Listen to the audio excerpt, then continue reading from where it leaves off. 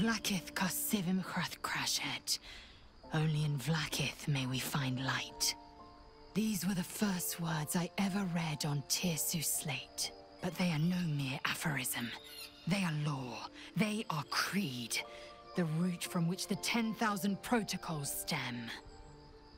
Forsake one protocol, and forsake Vlakith. Forsake Vlakith, and be the blood and meat which sates her dragons. If Voss speaks true, if Ascension is a lie, if tadpole purification is a fairy tale, then I have not sinned against Vlakith. She has sinned against me. Ascension is a young Githyanki's greatest honor. Long ago, the Geich enslaved my people. They dominated our minds and bred us for war, until Great Mother Gith took a hammer to our bonds. From the day of our hatching, young Gith have one purpose: to train hard enough to slay a Geich and take its head. Then, we speak the rite of Ascension, and a red dragon comes to fly us to Vlakith in Tunarath, City of Death. We are honored with an eternal home in the Astral, celebrated for our victory. We are ascended. Or so I believed. I'd never thought Vlakith a tyrant, or me as a vassal. She was the source of my might, and I the envoy of her will. A warrior, a champion, a destroyer. But if Voss is right, and Vlakith consumes the Ascended to gain power, then I am no destroyer. I am mere livestock, bred to be harvested and devoured. Every Githyanki is a slave with a singular purpose. Not to cull the Geich, not to prevent their grand design, but to raise Vlakith to true godhood. I don't know. I can't know, and that drives me mad. At first, I thought them an illithid deception, a trick of the tadpole. But the dream figure is real.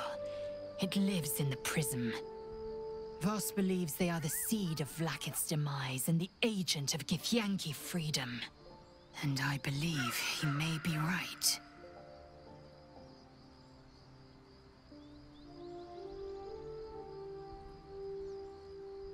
Then, when the Kithraki come for me, and come they will, I will submit to their blades. They would feed me to their dragons, and I would deserve no better.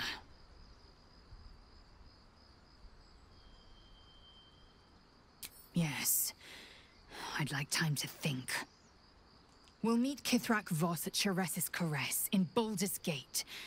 Until then, be vigilant. Vlakith's eyes are upon us.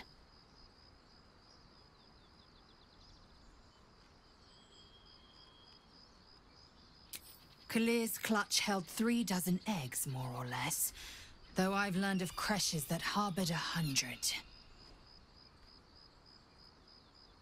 Humanoid. How I despise the term. Githyanki are quite superior to humans. Our biology slates state that Githyanki came to lay eggs after we escaped illithid enslavement and took to the astral plane.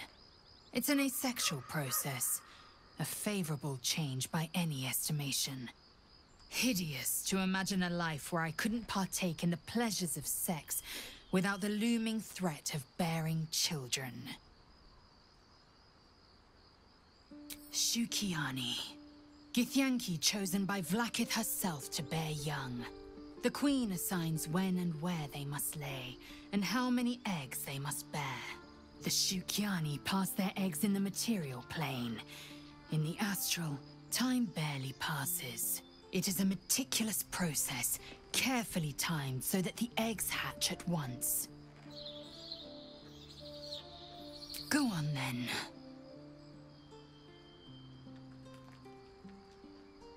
My own Savage would never have threatened a youngling. A waste of time and energy. The pupils themselves culled the weak from their ranks. I myself felled 4 of my own classmates once Kalir had 100 times circled Tyril.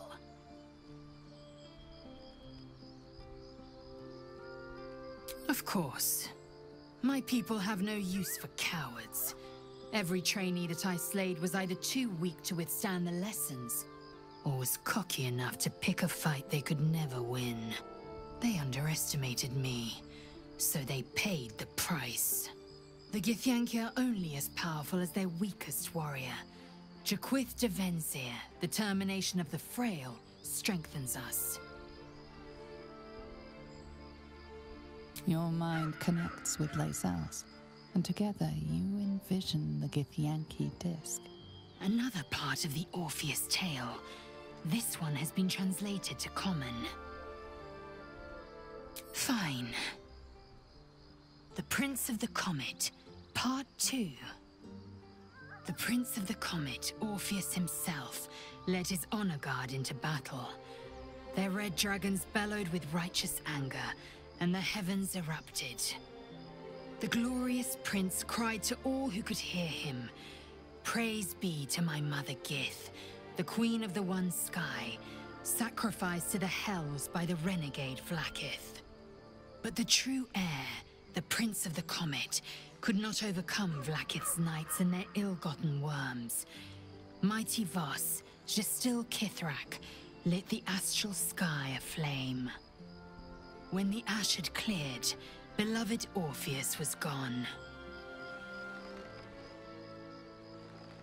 True heir, glorious prince, there's no greater crime than to exalt the pretender called Orpheus. Disregard this drivel. Gith declared that Vlaakith should be queen. Orpheus would have ceded control to the Geich.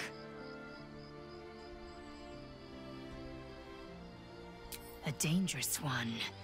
Lies have a way of spreading, until they cannot be discerned from the truth. The Queen would take even a child's head for so much as whispering this rubbish. Your tadpoles connect, and you see the truth. Lae'zel speaks with conviction, but she is riddled with doubt.